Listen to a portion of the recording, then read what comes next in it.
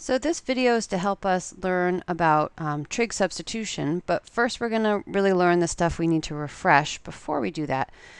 So we have a little bit of right triangle geometry, basically Pythagorean theorem really, and then also trigonometry that we're going to be using. So recall that of course if we have a right triangle, so assume that's a right triangle, then we have the relationship that the leg squared plus the other leg squared is going to be equal to the length of the hypotenuse squared. Right? So this is a pretty simple concept. Hope we're all very well aware of it. So what we want to recognize is this notion of perfect squares showing up here. Right here I've got, if I write it this way, I have a sum of perfect squares. And so if I were to say solve for the hypotenuse, c, if I take the square root of both sides, c would be equal to the square root of a squared plus b squared. And algebraic comment that I just can't help myself from saying because I see students do this all the time. This is of course not equal to a plus b. And if you don't believe that because you think I'm making that up, then evaluate the square root of 9 plus 16. Right, that would be the square root of 25, which is 5. That is certainly not equal to 3 plus 4. Right, so this is not equal to 3 plus 4.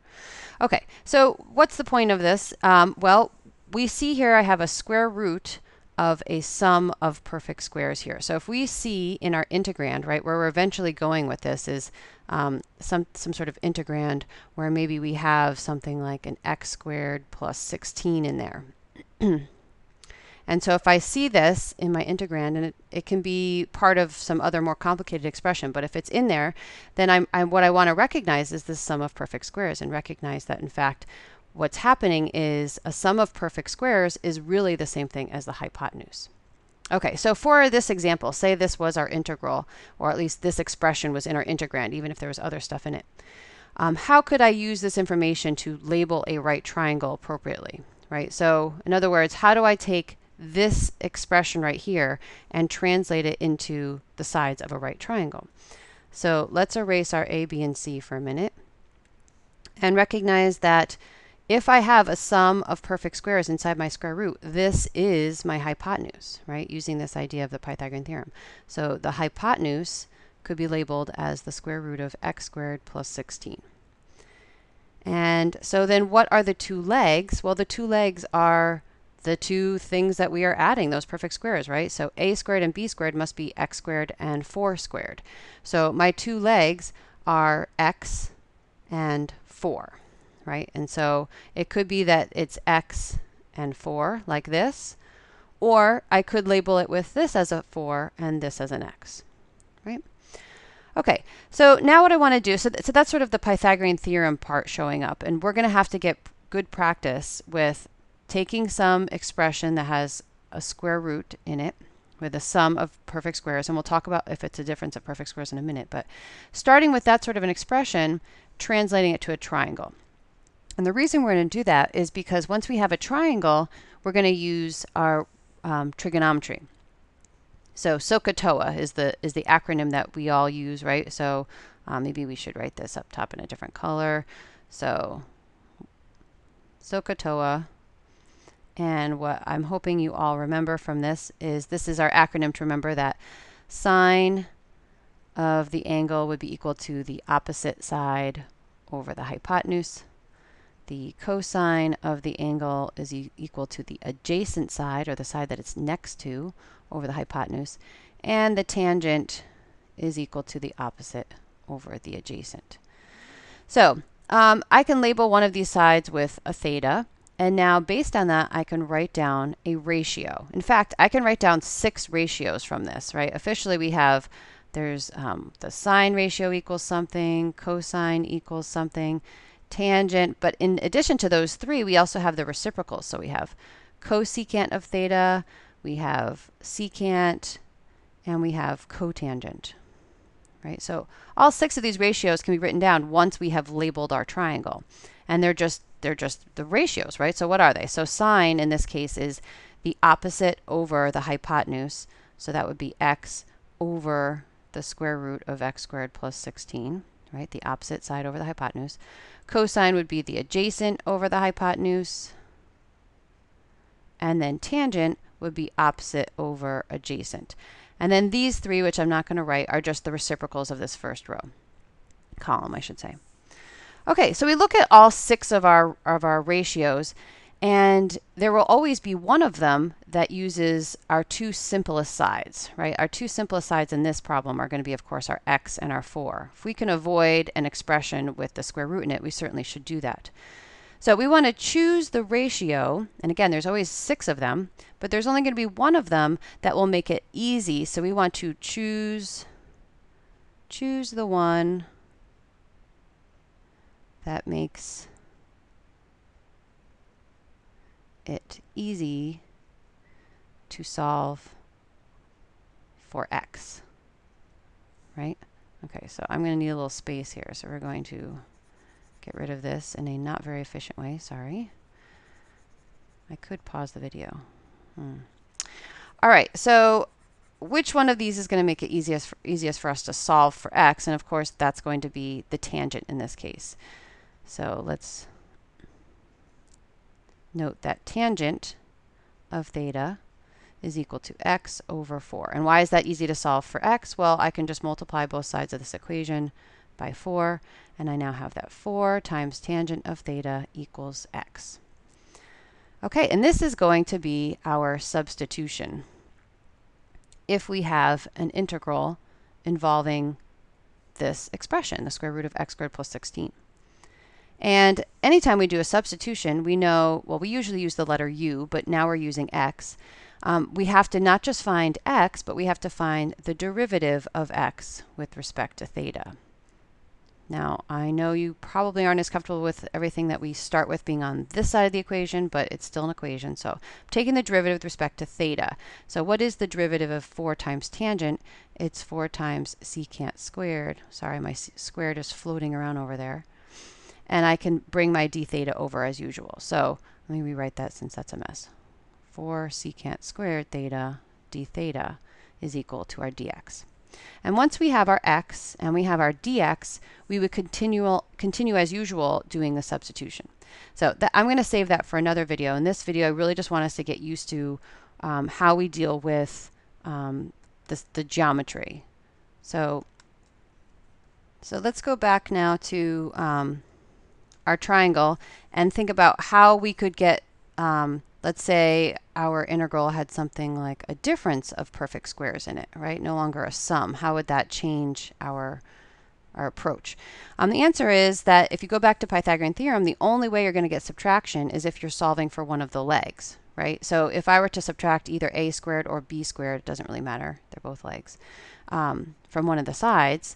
So in this case, if I solve for the leg b, oops, sorry, something glitchy just happened there. Then the way I would get a difference of perfect squares is if I'm solving for one of these legs, right? So I could rewrite this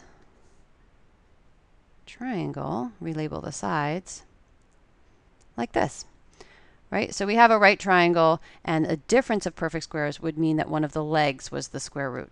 So let's look at, for this example, what's going to happen. Let me pause for a second.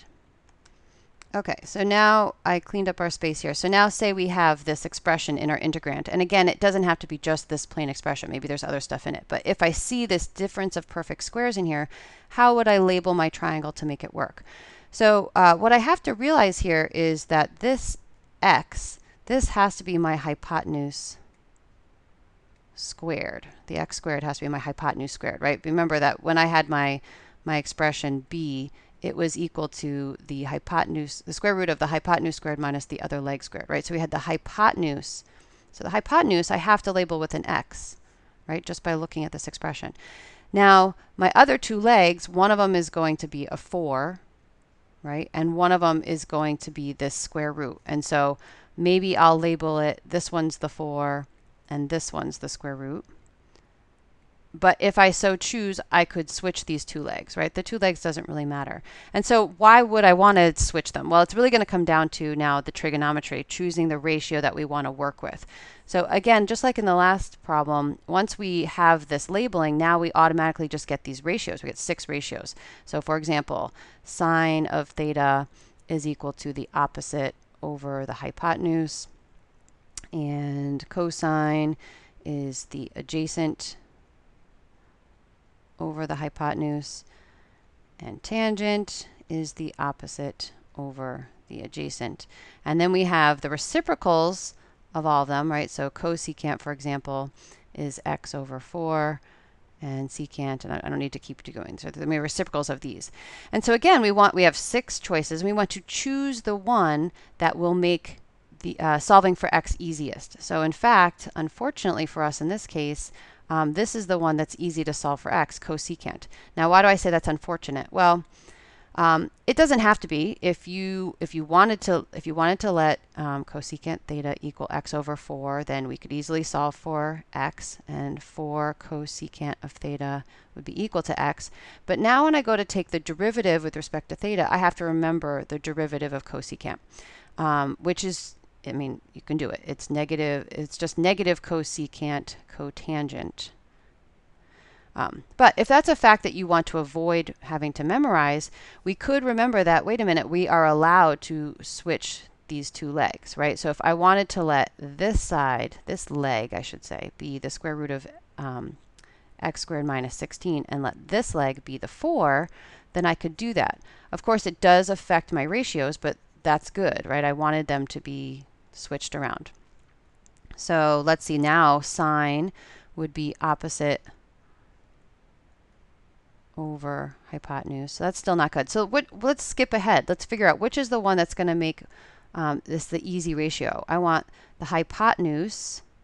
So I want the hypotenuse over this side. This is the adjacent, right? So which one is that? That's going to be the reciprocal of cosine. That's going to be secant. Secant is going to be the hypotenuse over the adjacent. So with this new relabeling of the sides, and by the way, you're not going to want to have to write down all 6 ratios every time, right? What you're going to do is just jump to the one that is the variable over the constant, right, to make it easy to solve for. So now our substitution is, we know that secant of theta is equal to x over 4. So 4 times secant is equal to x.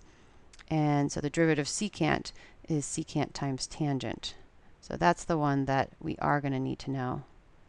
And then we would proceed with our substitution, right? We have our x, we have our dx. So that's how we would handle a difference of squares. Okay, but what if the difference of squares is a little bit different in the sense that it was the constant minus the variable squared? How would that change things? And the answer is not a lot. It just will affect which ratio we'll want to use. So again, we're in the same situation that once we see this subtraction, we know that this is the hypotenuse squared. So right away we see that the hypotenuse has to be 4, and the two legs are going to be x and this square root. And again, where we label it doesn't really matter until we decide which ratio we want to work with, right? So I could keep it x and the square root here, or switch it.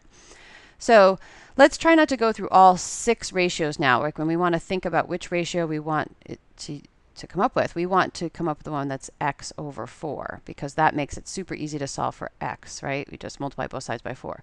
So which ratio is the opposite side, that's our x, over the hypotenuse, that's our 4, right? So that's going to be sine. So I don't have to go through what cosine and tangent, all of them are. My substitution will be this one. So x will be 4 times sine of theta. And so dx, derivative of sine, is cosine d theta. And so this will be my substitution if I have a difference of squares with the constant being first. In the next video, we're going to look at some examples of the trig substitution.